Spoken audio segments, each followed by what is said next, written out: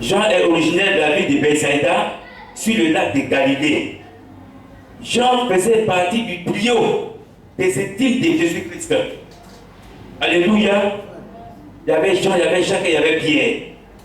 Selon la tradition, Jean aurait travaillé dans l'église d'Éphèse. Et par la suite, il sera exilé sur l'île de Patmos. Et c'est là qu'il va avoir la révélation sur le retour de Jésus-Christ de Nazareth. Et il va mourir vers l'an 100. Cet évangile de Jean ne s'adresse pas à un groupe particulier, mais s'adresse à tout le monde, à nous tous. Gloire à Dieu.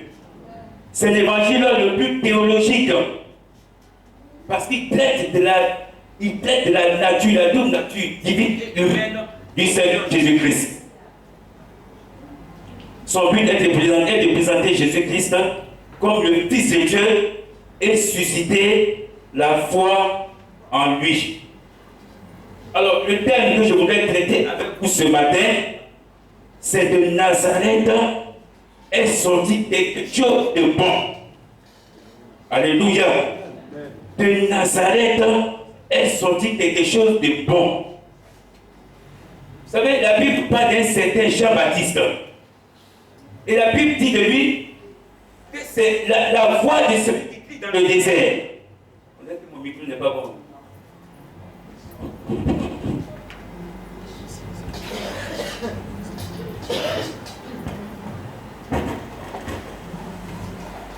Donc la Bible dit de lui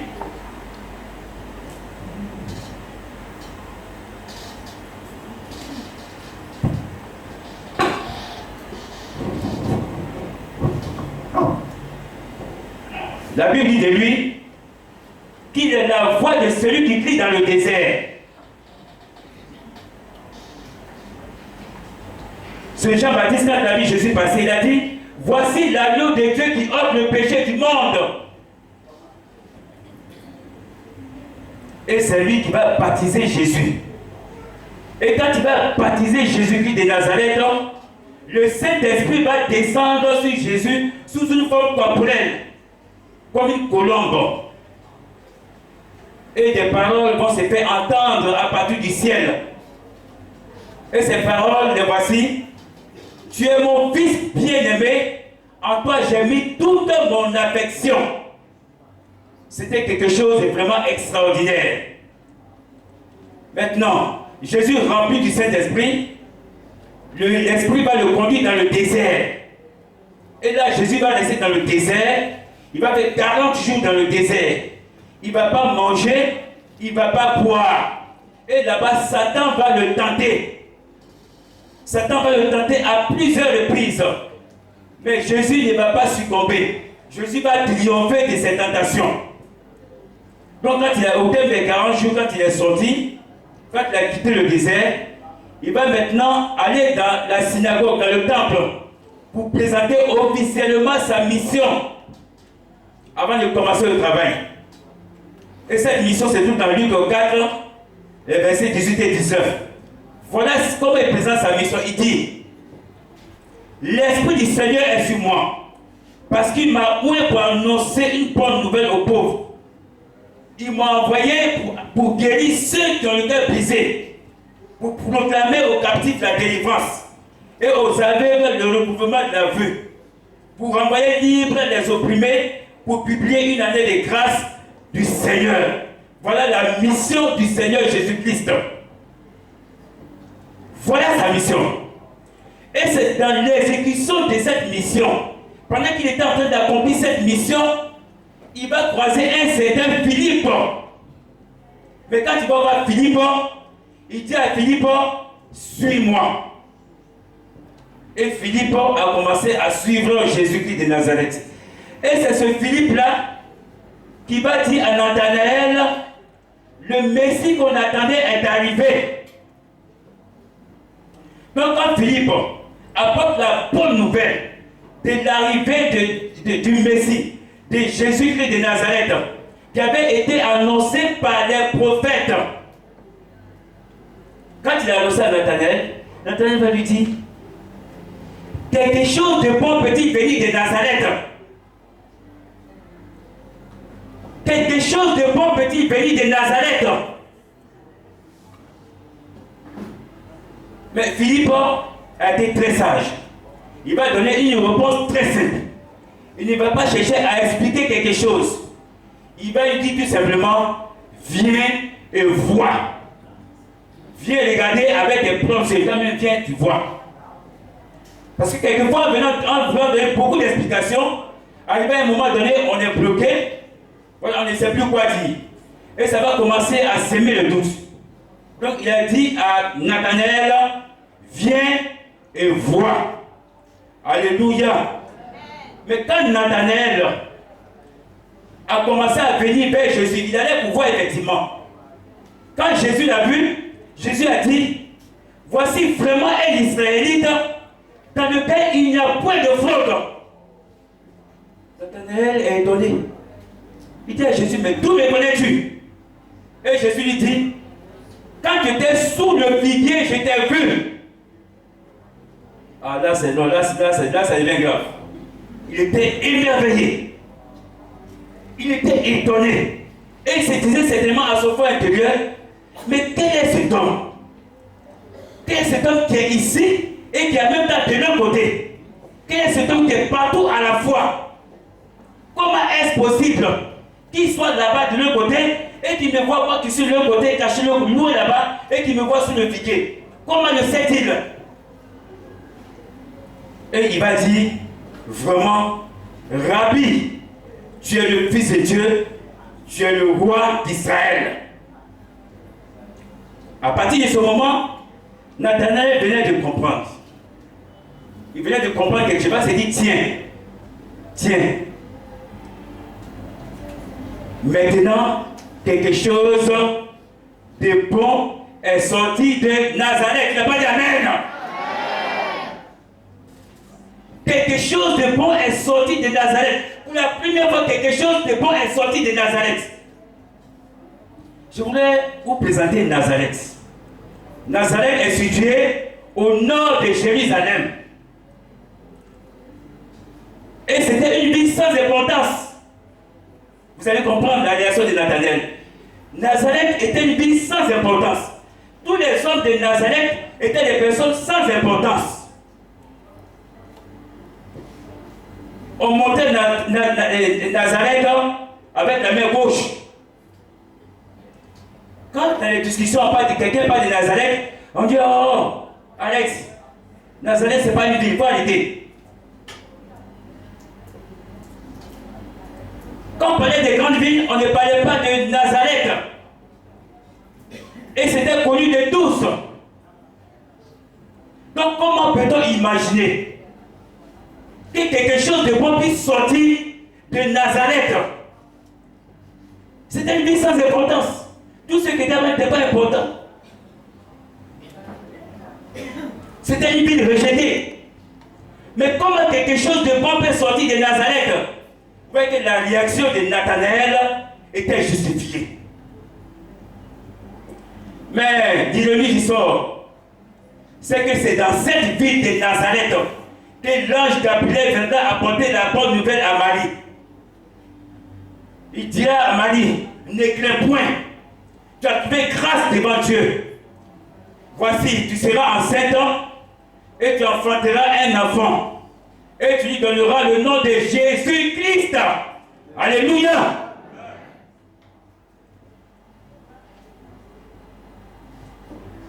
Mon frère, ma soeur,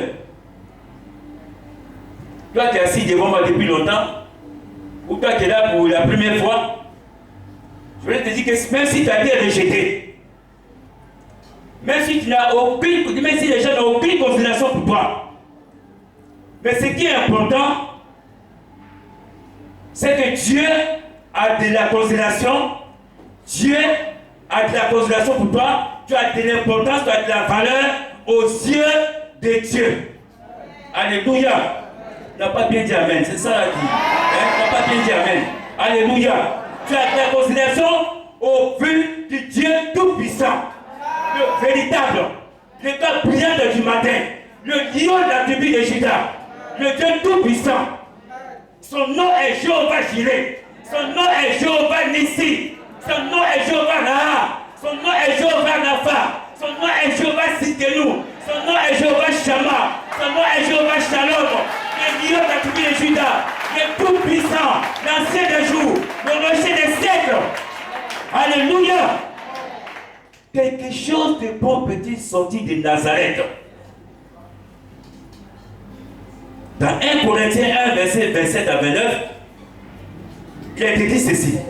Dieu a choisi les choses fortes du monde pour confondre les sages. Dieu a choisi les choses faibles du monde pour confondre les faibles, les fortes plutôt.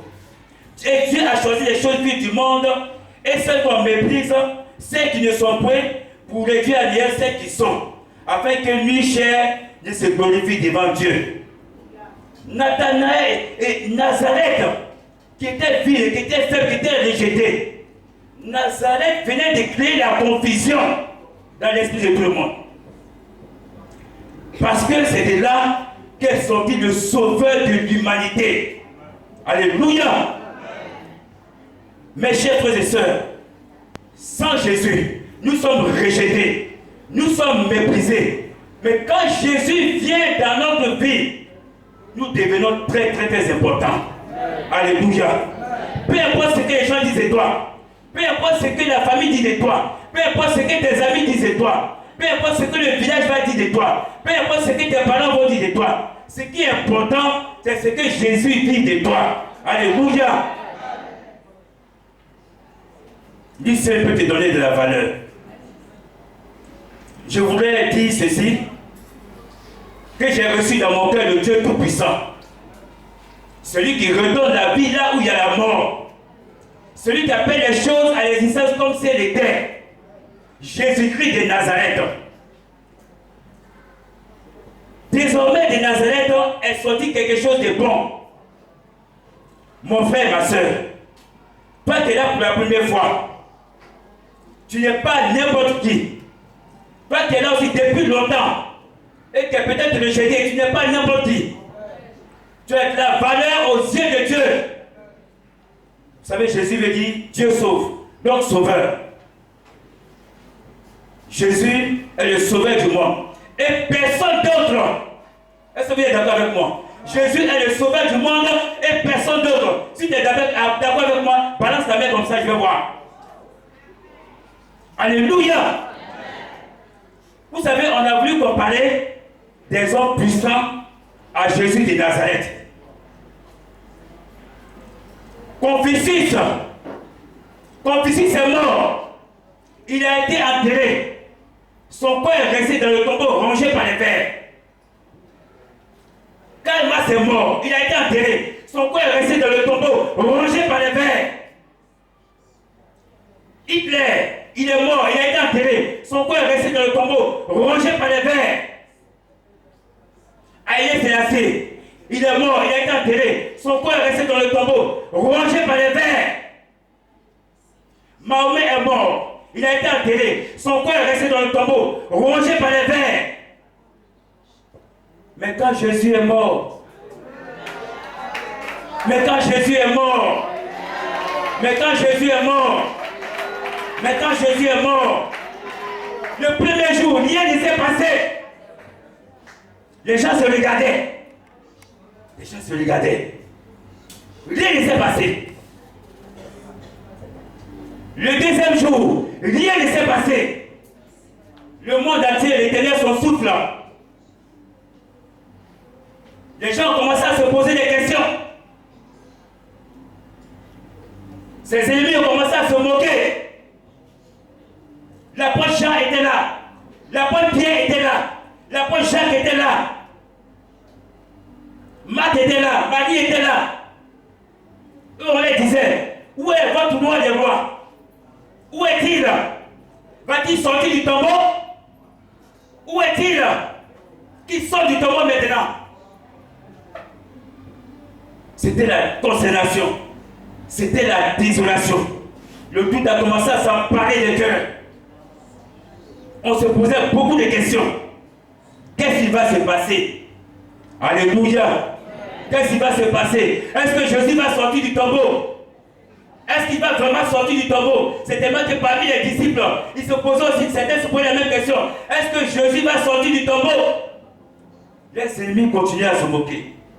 Mais le troisième jour, alléluia, mais le troisième jour, quelque chose d'inattendu va se produire. Quelque chose d'unique au monde va se produire. Quelque chose qui va bouleverser le cours de l'humanité va se produire. L'impossible deviendra possible. La terre, le tombeau va commencer à gémir. Le tombeau va commencer à gémir. Aïe, aïe, comme une femme enceinte. Aïe, aïe. Je ne peux plus retenir son corps. Je ne peux plus, je n'en peux plus. Je ne peux plus, je fais tout mais je n'en peux plus. Aïe, aïe. Et la terre va commencer à trembler. La terre va commencer à trembler. Et tout d'un coup, paf, Jésus est sorti du tombeau. Jésus est sorti du tombeau. Jésus est sorti du tombeau. Jésus est sorti du tombeau. Si tu étais content de l'air, quand même plus fort que ça. Si tu étais content de l'air, quand même plus fort que ça. On a poussé les cris de joie. On a battu des mains. On a tapé. Si tu étais content, tu allais jouer dans la batterie. Tu allais taper la batterie plus fort. Si tu étais content, le pianiste, tu allais commencer à jouer encore plus fort. Alléluia. Jésus a ressuscité. Jésus a ressuscité. Jésus a ressuscité. Jésus a ressuscité. Jésus a ressuscité. Alléluia. Attendez, levez-vous s'il vous plaît. On s'était debout tout le monde. Jésus est ressuscité. Mais il n'est pas sorti les mains vides. Il est sorti avec dans sa main les clés de la mort du séjour des morts. Cette clé-là, c'est la clé de la maison de David. C'est pourquoi il t'aime et personne ne peut ouvrir. Il ouvre et personne ne peut fermer. Amen. Regarde à droite. Il ouvre pour toi ce matin. Les portes du travail, les portes de la santé. Amen. Les portes positives, les portes mortes. Amen. Regarde à ta gauche. Il ferme les portes négatives. Il ferme les portes de la maladie. Il donne les portes des choses. Il donne les portes du célibat. Il donne les portes de la malédiction. Et il ouvre les portes mortes. Alléluia. Alléluia. Jésus n'est pas sorti seul du tombeau. Il est sorti avec toi. Il est sorti avec toi. Amen. Il est sorti avec toi. Il est sorti avec toi. Merci Jésus. Alléluia. Jésus a ressuscité. C'est pourquoi la Bible dit, dans Philippiens 2, verset 11, verset 9 à 11, c'est pourquoi si Dieu l'a souverainement élevé, il lui a donné le nom qui est au-dessus de tout nom. Afin qu'au nom de Jésus-Christ de Nazareth, tout genou fléchisse dans les cieux, sur la terre et sous la terre, et que tout plan confesse que Jésus est Seigneur, à la foi des Pères de Père. Alléluia.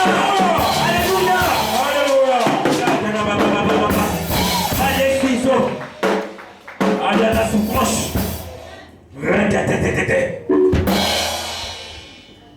Le nom de Jésus est puissant pour anéantir tes ennemis qui n'ont pas d'amen. Amen. Le nom de Jésus est puissant pour anéantir tous ceux qui te font du mal. Amen. Le nom de Jésus est puissant pour multiplier toutes tes opportunités. Amen. Jésus est puissant pour bénir tous tes projets. Alléluia. Tu n'as pas d'amen plus fort. Amen.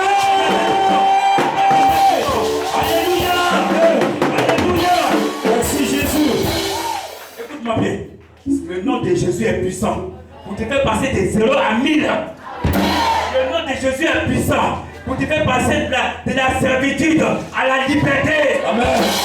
Le nom de Jésus est puissant pour te faire passer de esclave à roi. Oh, Alléluia. Alléluia. Gloire à Jésus. Gloire à Jésus.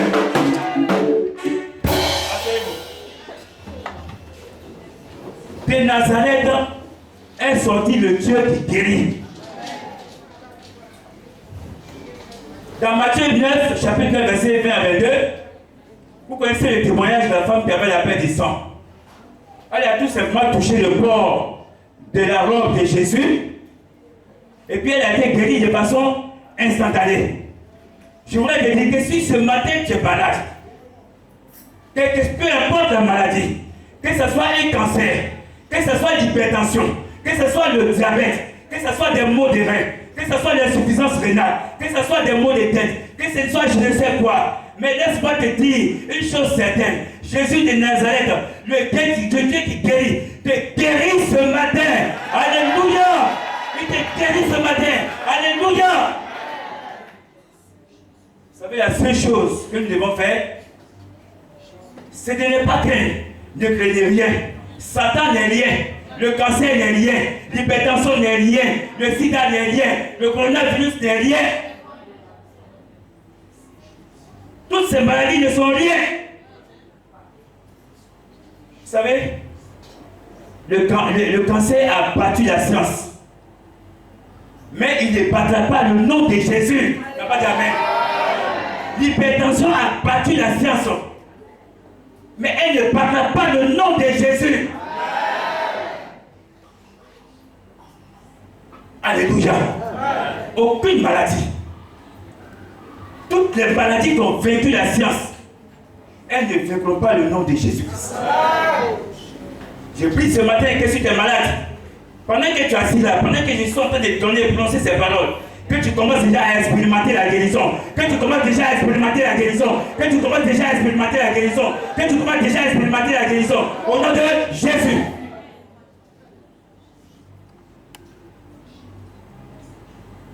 Son nom est puissant pour guérir ton cancer.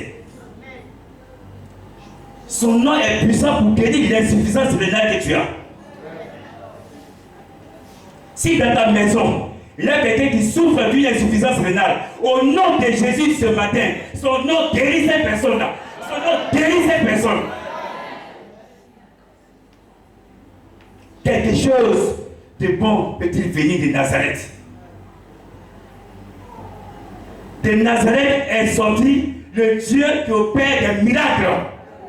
Peut-être que tout est bloqué dans ta vie. Tout ce que tu entreprends se bloque. Tu ne comprends pas.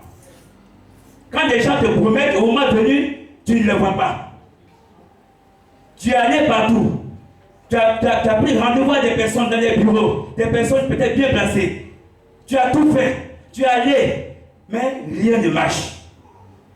Mais laisse-moi te dire que le Dieu qui opère des miracles va opérer ce miracle pour toi dans ta vie. Tout ce que tu cherches depuis longtemps, ce Dieu va te présenter tout ceci. Il va te bénir avec tout ceci. Dans le nom puissant de Jésus-Christ de Nazareth. De Nazareth est sorti quelque chose de bon. De Nazareth est sorti le libérateur. Jésus est le libérateur.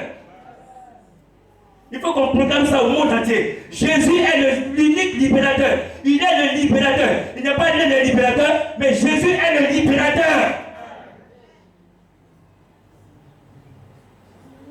Combien d'hommes ou de femmes sont possédés par les esprits impurs et ils s'orientent aujourd'hui vers la magie, vers la méditation transcendantale, vers Guru Malaki, vers les sens occultes, vers les féticheurs.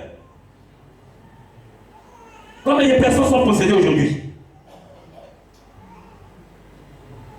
Aujourd'hui, c'est les histoires des parfums d'Israël, les huiles d'onction qui se vendent dans les églises. Aujourd'hui, c'est les prières qu'on vend. Dieu qui peut pour ta donner 50 000, 10 000. En fonction de ton problème, tu donnes. Mais laisse-moi te dire, le seul nom qui chasse les démons, c'est le nom de Jésus-Christ de Nazareth. Jésus va te délivrer de la puissance de la prostitution, de la drogue, du vol, du mensonge. Même quand les sorciers t'attaquent, nous sommes en fin d'année, même quand les sorciers t'attaquent, mais c'est Jésus qui te libère. Alléluia. Je voudrais vous raconter une anecdote. Vous savez que les messages de prédication ne durent pas. Les messages d'évangélisation ne durent pas, excusez-moi. Les évangélistes, ils ne parlent pas. Voilà, nous, ce n'est pas de l'enseignement. Voilà, on est en action. Merci frère. Je voulais vous raconter une anecdote.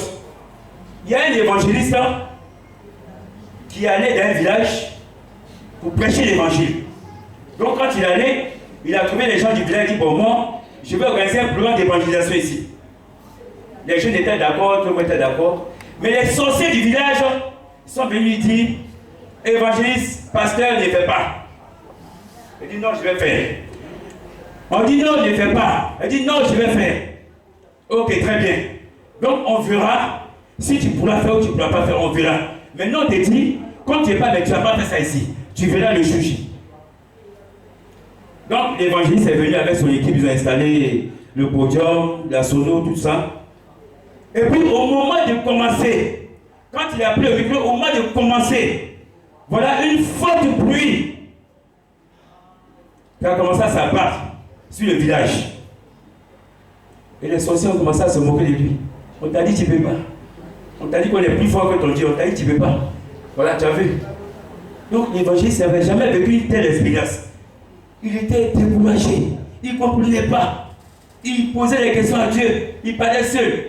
Mais qu'est-ce qui ne va pas? Mais pourquoi? Ils ont lancé un défi puis ils ont gagné. Mais pourquoi? Ils ne comprenaient pas. Donc c'est tout abattu, tout découragé. Ils ont ramassé tout. Lui-même, il a dévancé les jeunes. Les jeunes, bon, il a dit aux jeunes, occupez-vous de ramasser tout ce qui est là. Puis lui, il est parti à la maison.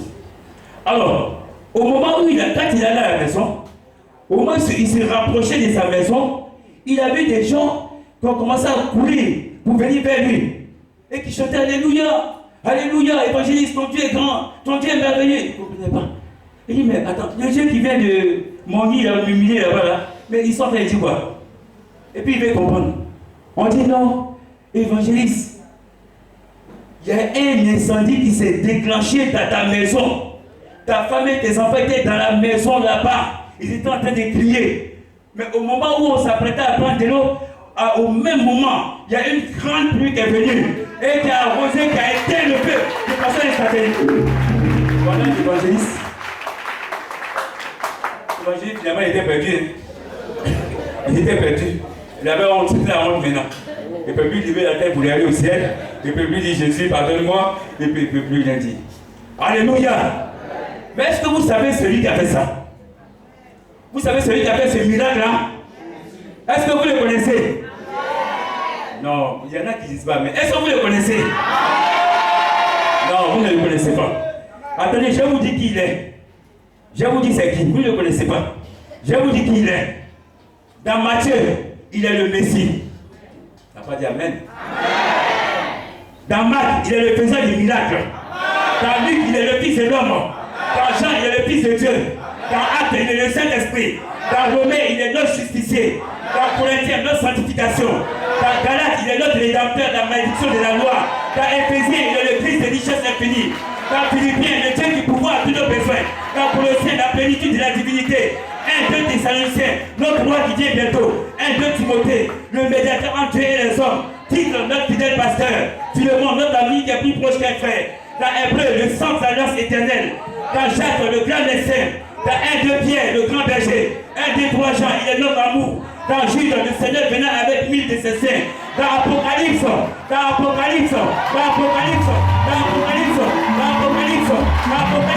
il est le roi des rois, il est le roi des rois, il est le Seigneur des seigneurs, il est le Seigneur des seigneurs.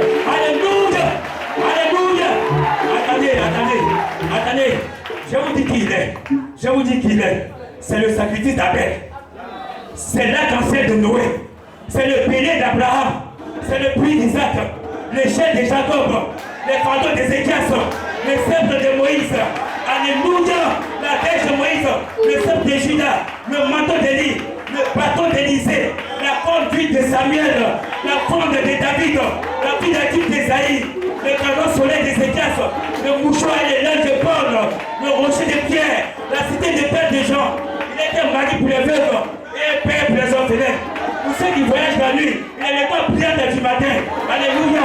Pour ceux qui marchent dans la vallée, le nom de